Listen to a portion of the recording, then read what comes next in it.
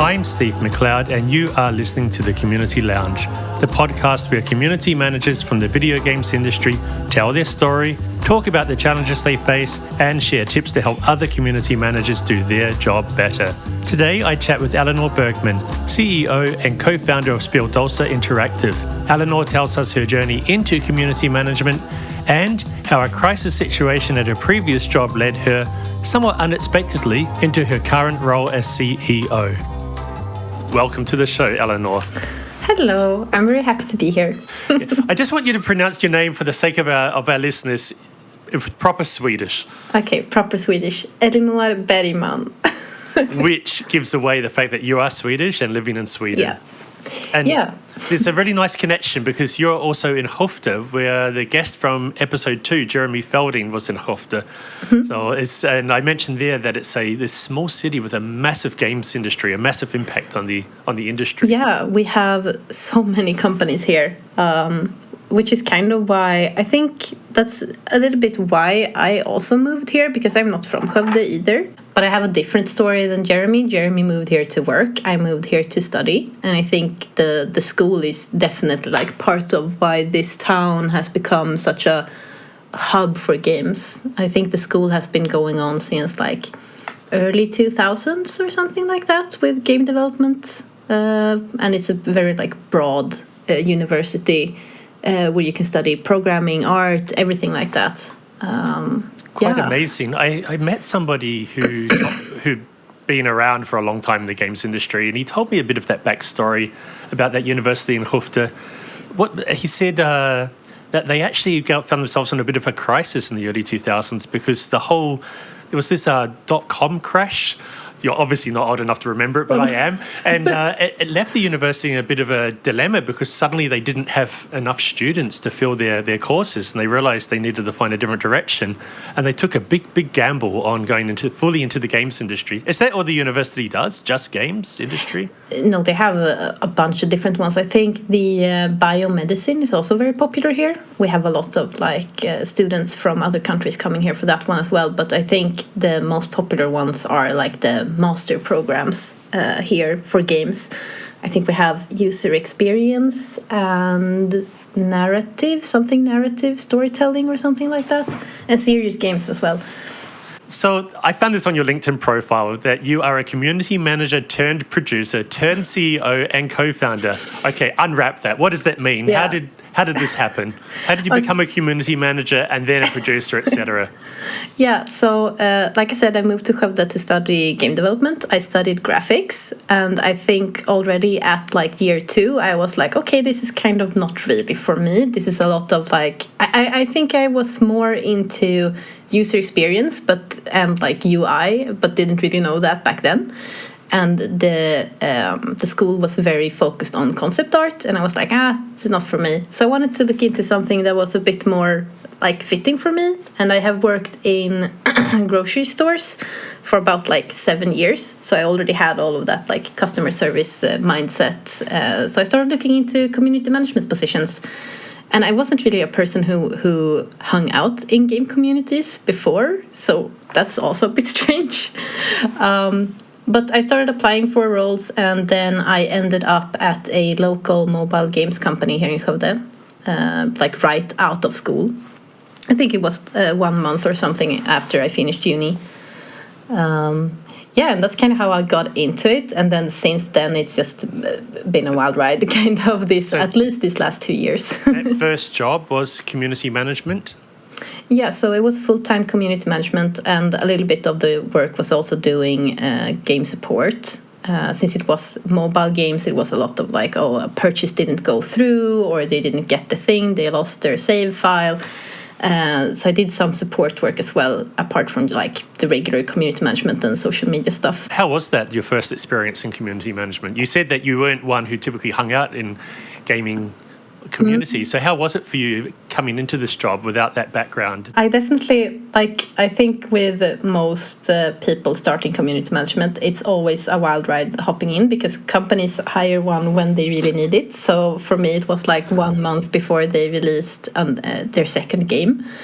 So I didn't have a lot of time, and I also think I only had like 1 week onboarding with the person who I was replacing. So it was a lot of like experimenting and trying to get the hang of it on myself, but also like with the help from the community. I think they were super helpful, just teaching me their ways as well. So in the beginning, I played a lot of like safeguards, continued with what had been done in the past. I think also my experience in like grocery stores and just being very service-minded helped a lot, because a lot of the role was just answering to people's complaints and feedback and comments, reviews and things like that. And I kind of already had that in the bag because I knew how to deal with customers. That can be difficult in many ways. But yeah, so it was very much getting launched into this big release that they were doing, and I think that can be helpful as well, trying to deal with big things going on, because you get to like learn things very fast. Yeah. I think it's interesting you talked about that you had learned how to deal with difficult customers. I think many people in the games industry think it's something specific to the games industry, that some people can be a bit difficult, but actually it's anybody working with the customers, and this experience does move over. Yeah, definitely. Like because everyone can be a big baby, you know, even if you're going to the grocery store, if you're sitting in the Steam reviews section. So it's definitely good to have like just people knowledge in a way when you do community management. So I think that's really what helped me get the role. I think when I talked to them about why, because I didn't have any prior experience, I just had the games bachelor degree and then just the grocery store stuff. And I think when they talked to me, they were like, well, your answers to the reviews, because we did a little work test before, were the best ones. So I think that experience really helped a lot. So then the next part of your profile, that you went from community manager into being a producer. How did that happen? Yeah, so I worked for 3 years at this first company, and we were very close. I think we were about 12, 14 people when I started, and then we kind of went up to 20 for a while, and then we went back to like 14 or something like that. And around, let's see, it was 2023, we started kind of like me and the other employees start kind of noticing that something was going on. So I actually created a Discord for me and all my colleagues to like talk to each other about what's happening. And then about a few weeks later, we got laid off. So we definitely could feel that it was kind of happening. But then we had this like little community space just for us to help support each other through it, because it can be really tough. Some of my colleagues at this place had been there like ever since they left high school, I think it is. Yeah, high school. Like 5 years, and some people had been there for 4 years. So it was a tough time, and we could just help support each other now that we had that space. And after a while, we were like, well, we have a full team. We all enjoy working together. We don't really feel done with each other yet. And that's kind of when we decided to start a studio.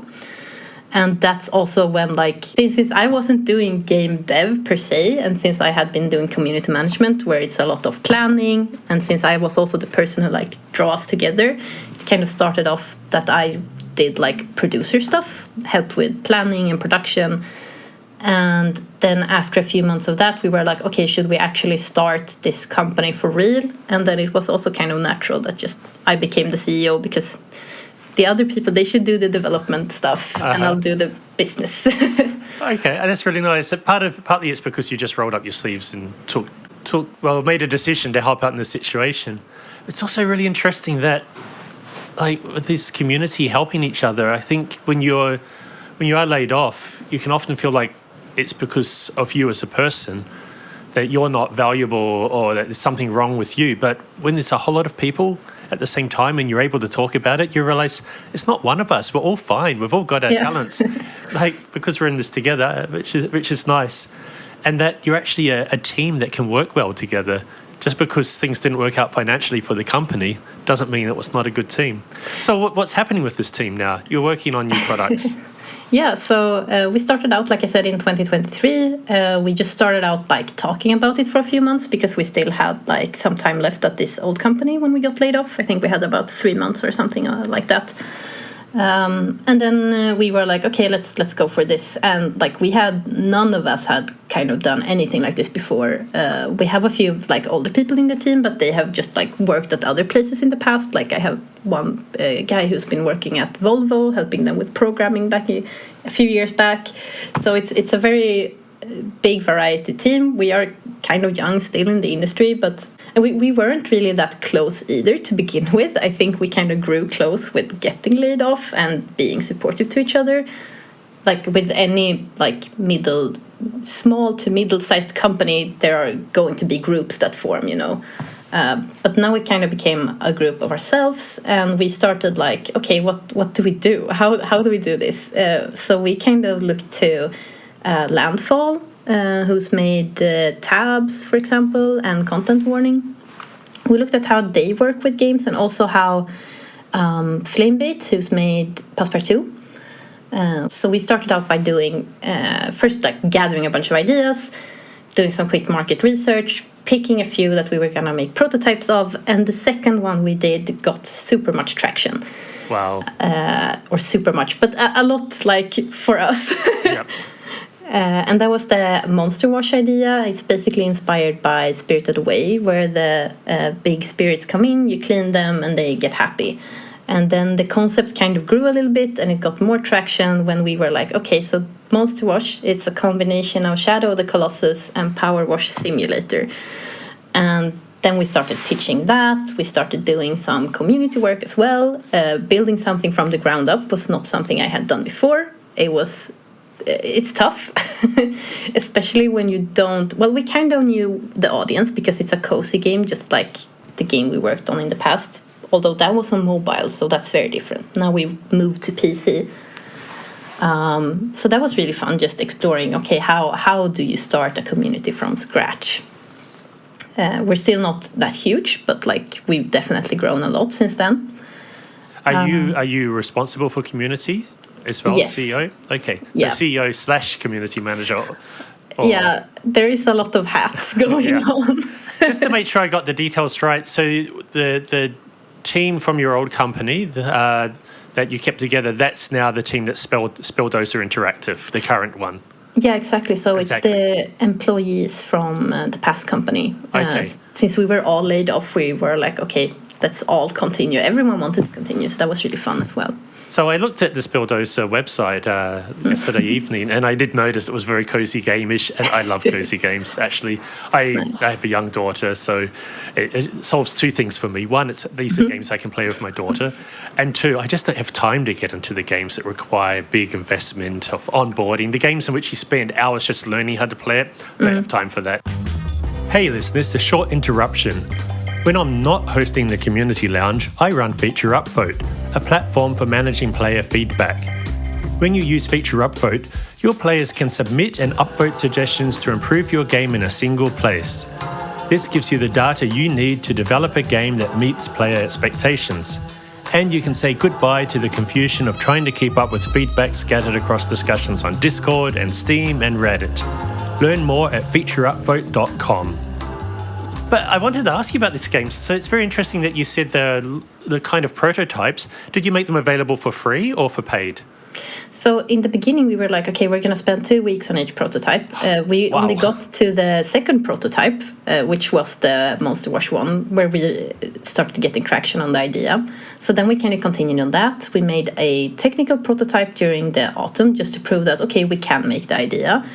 But the thing is, we were kind of told, because this was in 2023, so we were kind of told that it would not be that hard to get investment. But then, I think in May or June of 2023, Embracer went out and said that they were gonna split up, and they lost out on this big investment and stuff like that.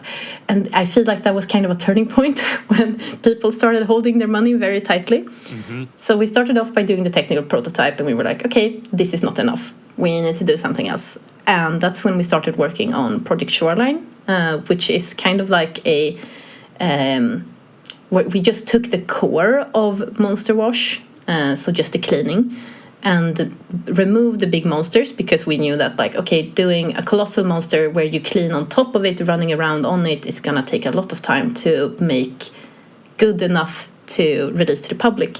So we made Project Shoreline. It's a cozy cleaning adventure. It's a short game, sandbox. It's free on itch, and we released that just to, validate the idea, but also like the art style and the direction and the world building kind of. It doesn't really have a lot. It's really bare bones. I think we made it in 6 weeks, and then we've had a few updates along the way. I just need to interject to say that's amazing. It's amazing that as a first-time CEO, you are able to get people on target and get stuff out in 6 weeks, because it's always this urge that people want to do more and want to do better, and so that's amazing. I think it's just because we are 9 people, we are 9 founders, and 7 of us are in the company board. So we take a lot of decisions together, but we also have, like, me and my colleague Henrik Risberg. We do most of the business stuff.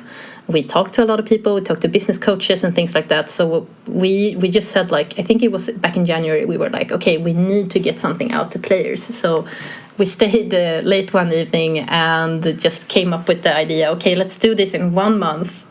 Only 1 month, because we got to get something out. We want the artists to get into Unity. So we pitched that, and people were like, okay, yeah, let's do it.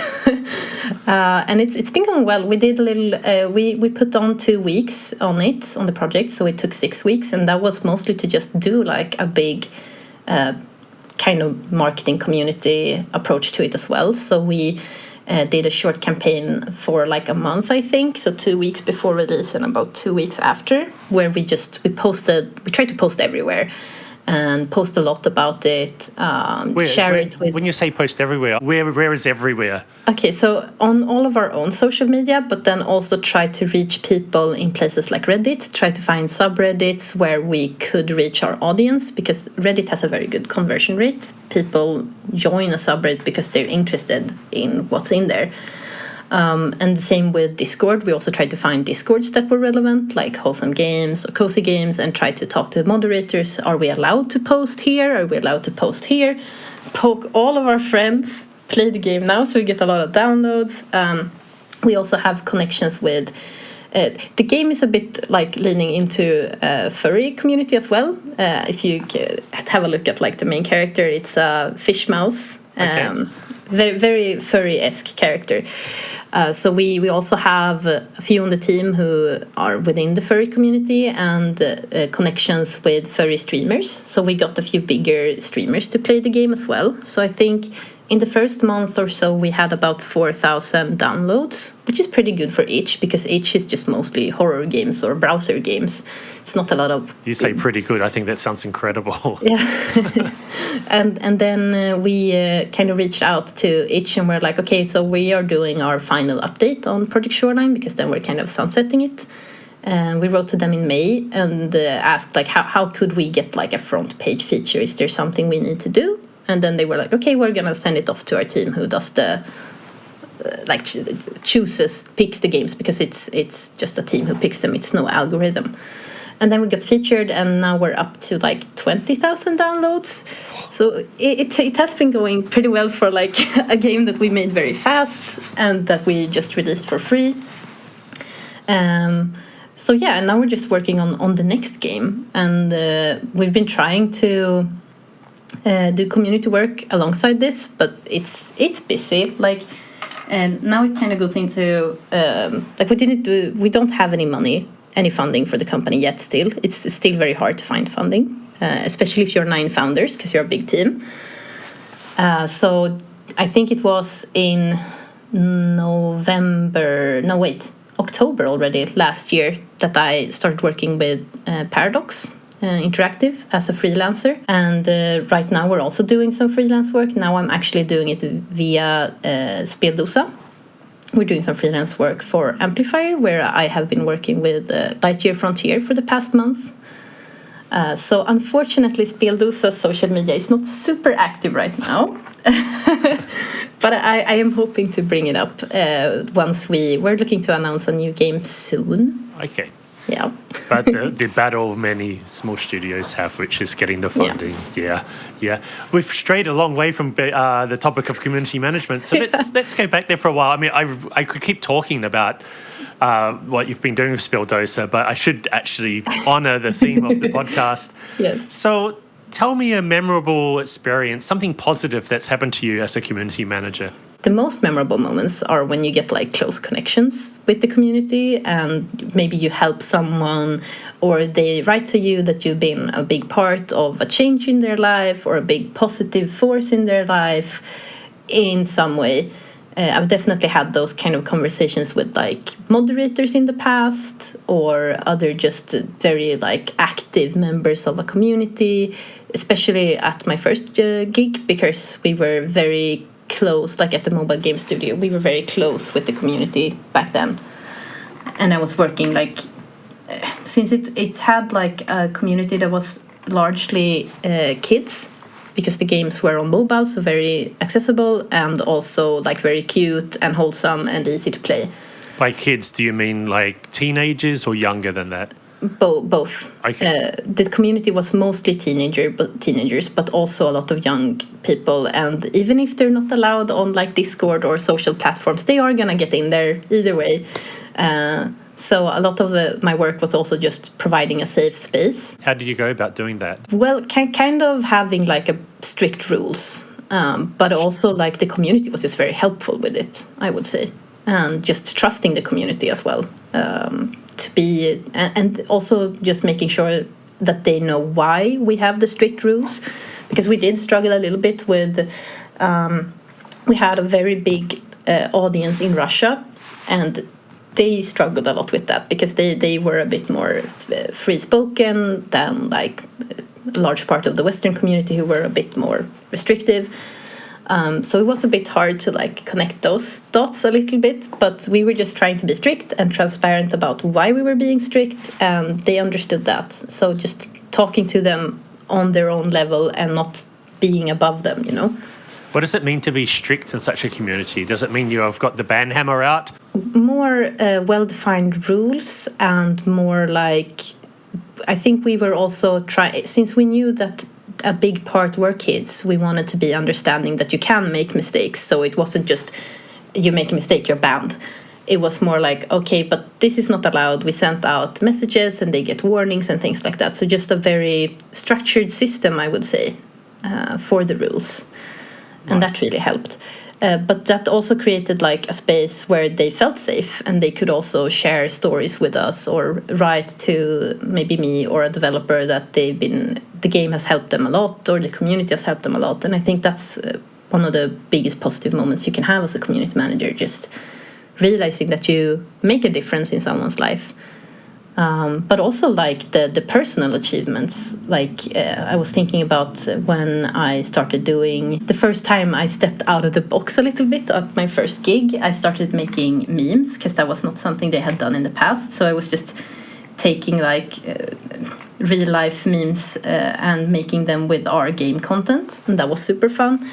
And then when we started doing TikTok for the first time, when I started working with PC games at Paradox for the first time, I did like a video strategy that people started using as a template because they appreciated it a lot. So things like that, or just onboarding someone and them telling you they have had like a really good experience.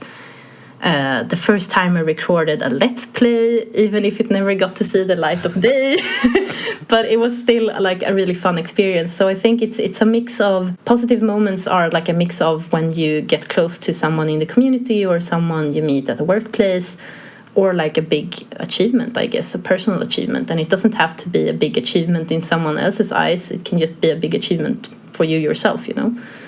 I really So like I don't really have one. I just have a lot of smaller ones.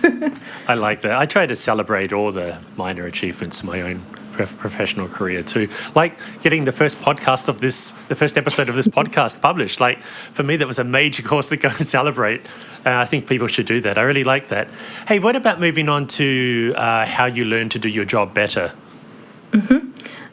So I think it's usually just trying to look at other people and seeing what they do and learning from just looking. I think that's mostly what I do. Try to look at other companies, or maybe looking at a lecture from someone. One lecture that helped me get a lot of inspiration was when Hannah from Landfall had a lecture here in Skövde back in, I think it was 2021, and she was talking about how they at Landfall started working with TikTok, and she said something about like they were throwing things at a wall and trying to see what sticks. And that really like inspired me to also start doing TikTok, because I had just done static content before that. And starting working more with video was something I hadn't really done before. I think I had worked a few weeks with After Effects in school, but other than that, no video editing or anything like that.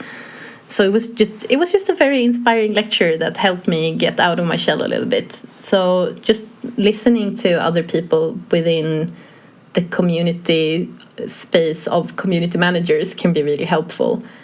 How do you find that? When one of the reasons I'm doing this podcast is I find it really hard to find online resources for community managers. So how do you go about finding these people already doing it that you can learn from? Yeah, I think I'm very lucky to be in, like, the Swedish games industry is very tight-knit, and everyone knows everyone here somehow, and Skövde is very like it is a hub for game development. So like this one was just a lecture that was arranged by Science Park Skövde.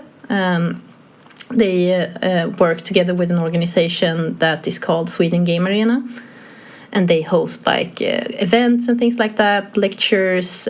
They just help bring the Swedish games industry. They just help make it better by attending events, supporting smaller developers as well, and things like that. So many lectures I just find because they're sent to me. They just show up. But I think just going to the GDC Vault is also helpful. The GDC Vault? Okay. Yeah. Is that a free resource? I think so. It was a long time ago I actually did that, because now, like I said, things just pop up because you build build a net with people around you, and you just get links sent to you. Because so maybe that's a tip there, is to make sure you're following other community managers on social media, because these things will come up. Yeah, definitely. Like connecting with people on LinkedIn, or making sure that you join communities on Discord. That helps a lot, I think. Because people, like community managers, especially here in Sweden, where my experiences are really, really helpful, and we just try to help each other, like get work or things like that. So, speaking of getting work, I would like to hear from you what tips you have for people wanting to become a community manager. But for other people who would like to become a community manager, what would you suggest to them? It depends a little bit, because every company, they view community managers differently, and the role looks different depending on where you apply. But I think it's mostly about being a bit organized, because you need to be able to plan things, like plan campaigns and things like that. You need to also like be fun, relaxed, and experimental.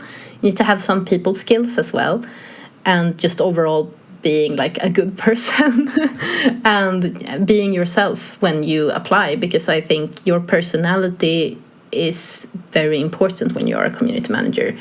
It's not really a craft you can learn. You need to have some like attributes that fit the role in a way, I think, and you need to have the endurance as well for it. Something I can see that a lot of companies are looking for right now, or something that I feel like they are looking for, just based on my past experience this year, is that they're kind of looking for people who have influencer qualities, like that they can stream or they can make videos, because video content is so much better than static. Like, it can't compare it. Better in that it gets people watching and coming to wishlist your game, for example. And it gets spread a lot more by algorithms as well. Static content doesn't really get spread that much, so you kind of need to do video content.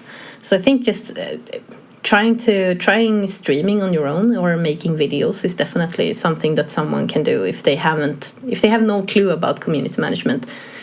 Try practicing becoming an influencer, because I think that will help in like the new landscape that's kind of growing with videos and streaming. Final question. I ask every guest this, and it's my favorite question. What game have you been playing lately? This is so sad, but none. I haven't had time in like the last 1 or 2 months because I've been working so much. But the latest 2 games I played are Deadlock and also Caravan Sandwich, a cozy game. Super nice. But I also had like the latest one that I actually got super stuck in was Dwarf Romantic. It's a very, very cozy game where you just place tiles and yeah. That's so telling that this is the reality of being a CEO. I think is you're around games all day, but you don't actually have much time to play them. Exactly. No, I think that's kind of the reality of many community managers as well. You're super busy all the time, so you don't really have time to play that many games. Well, Eleanor, thank you very much. That's all we have time for today. Mm-hmm. Thank you again for being on the show. Yeah, thank you. It was super fun. For me too. Where can listeners get in touch if they'd like to know more about you and what we've discussed today? I think LinkedIn is a really good place. Just search for Eleanor Bergman and I should show up. It should say Speldosa somewhere around my title. Okay, and I'll make sure the show notes have a link to your LinkedIn profile. Yeah. Okay, well, thank you very much again. Bye, Eleanor. Yeah, bye-bye. Bye, everyone. Thanks again for listening to this episode of the Community Lounge. If you enjoyed this episode, please spread the word and share it with friends and colleagues who you think would also enjoy it. You can find all the episodes on your favorite podcasting platform or at featureupvote.com/thecommunitylounge.